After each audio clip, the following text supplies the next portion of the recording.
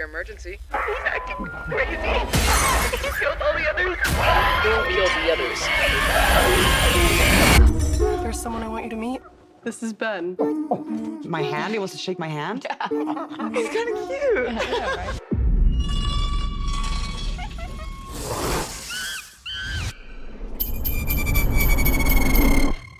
Ben? Johannes, good day to you, sir. How are you? Very well. Where am I speaking to you from? Are you in London, eh? I'm in Plymouth in the UK. Oh, I am sorry about that. I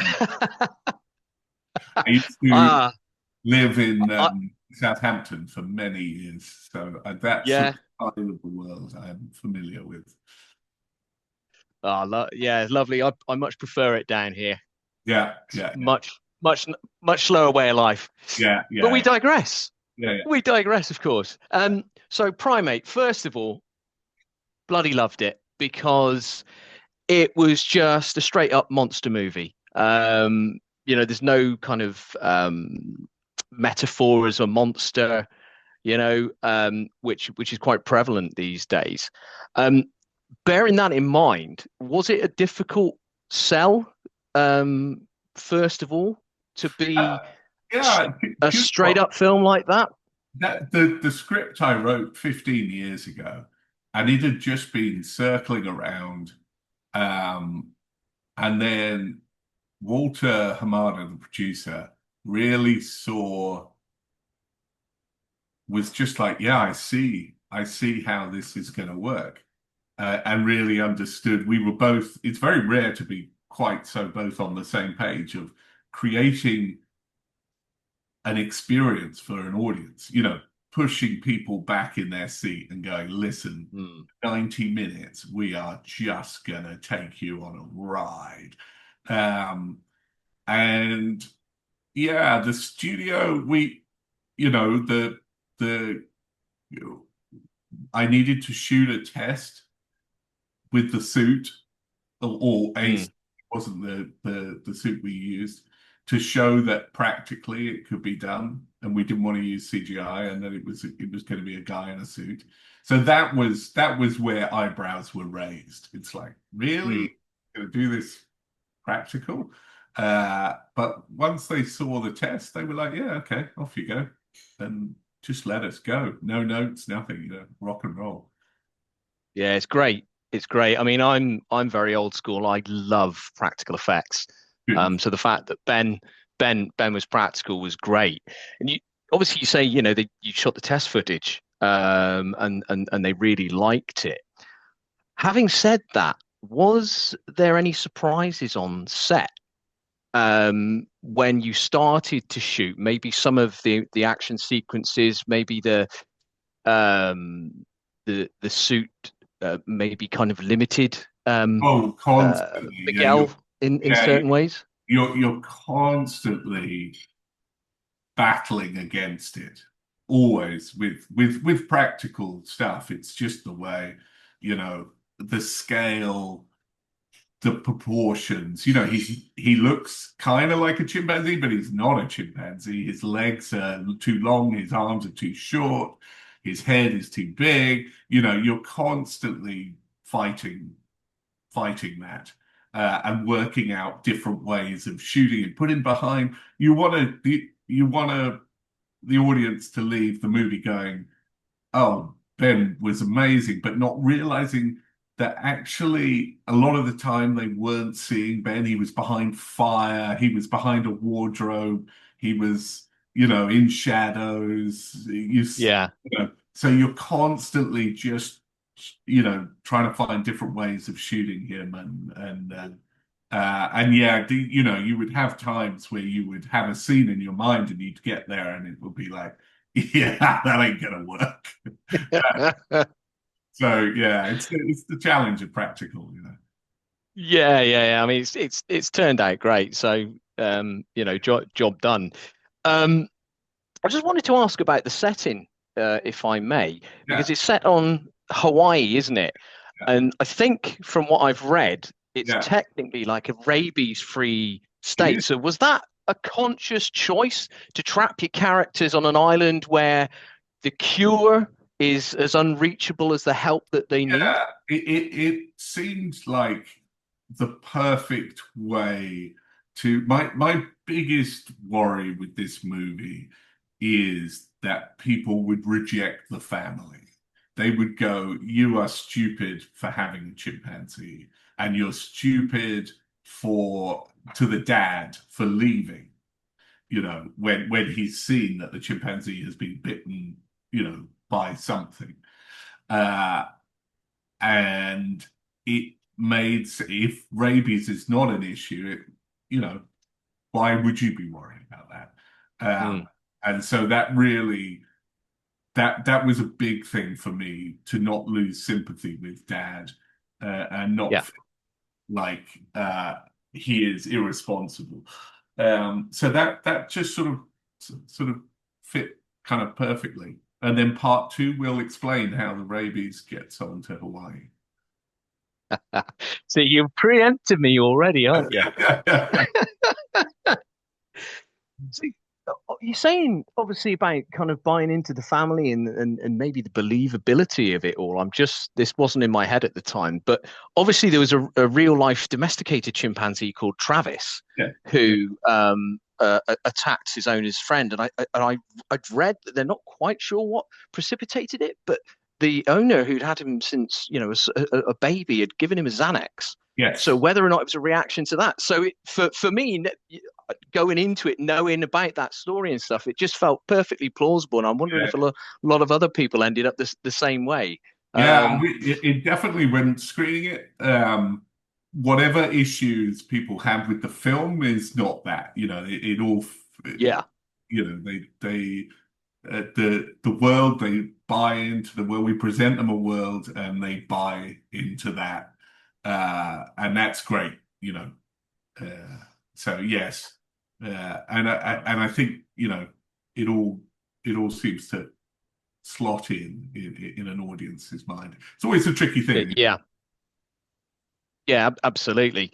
So you obviously we mentioned the father, who's played by Troy Kurtzer, and I thought that the fact that, you know, we have deaf character and we've got that use of sign language, it adds a really unique layer to the terror, because obviously for the audience, you're seeing the predator without actually being able to hear it is quite different, because obviously it's a genre that particularly relies on audio cues to scare its audience. So how did that aspect of the story come about, and how challenging was it to make those moments so frightening without that sound?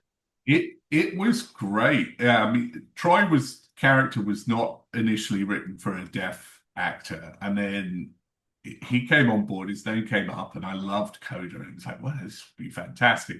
And it all sort of fit. The movie has this sort of underlying sort of theme of linguistics, of communication. Family communicating, stopped communicating with each other. The mother was linguistics teaching, you know, so it all has this kind of connection of communication. So it seemed a really cool idea. And then once he came on, he, you know, helped me. We really wanted, the cool thing about it that I like is Dad, there's no plot device with Dad being deaf. There's nothing, he's just Dad. And that was really fun. So he would help me sort of understand how that would work in the family dynamic, how you make phone calls, how you just speak to each other and everything. So really, that side of things was great. And then he was absolutely, I would then go and come back to him with these scenes and be like, look, I want to play this from your perspective here. And he loved doing all that kind of stuff. And the great thing, Sound and Music is huge to me as a director, and it's something I'm very passionate about.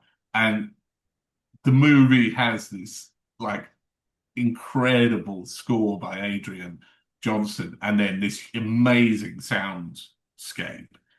And because of that, then it enables me to, when Troy comes in, just to drop everything, and then Mm. suddenly it's heightened by 1,000,000 because the movie has hit you over the head. I like a score that really bashes you over the head, you know.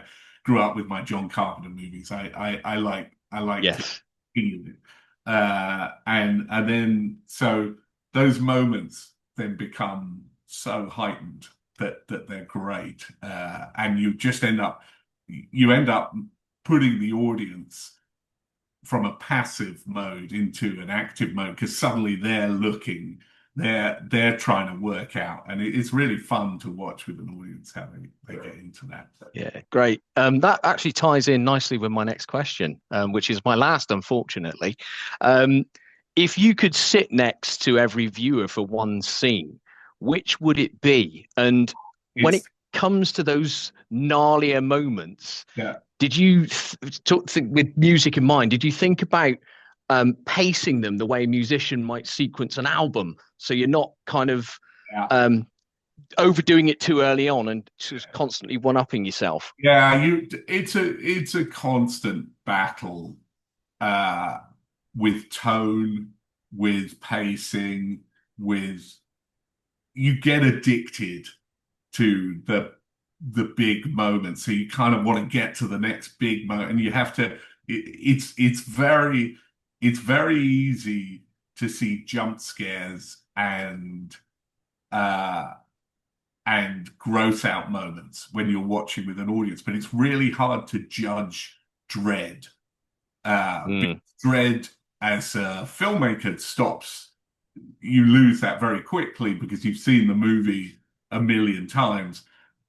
So you have to try and judge when you're testing it with an audience, like, is this getting people? And so that can be very hard, like how to pace out stuff. But yeah, you have to balance. And it's tricky because sometimes you'll change a scene and make it better. And it works way better with an audience, but then it has a knock-on effect of hurting other scenes down the line. And you're like, well, do I make a scene worse, even though I know that there's a better version of that scene, but overall it's affecting other scenes? And it's the post is always a nightmare of that. It's fun, but it's like there's so many ways you can go. But without a doubt, my favorite is when Nick goes over the edge. Yeah, which was not in the movie.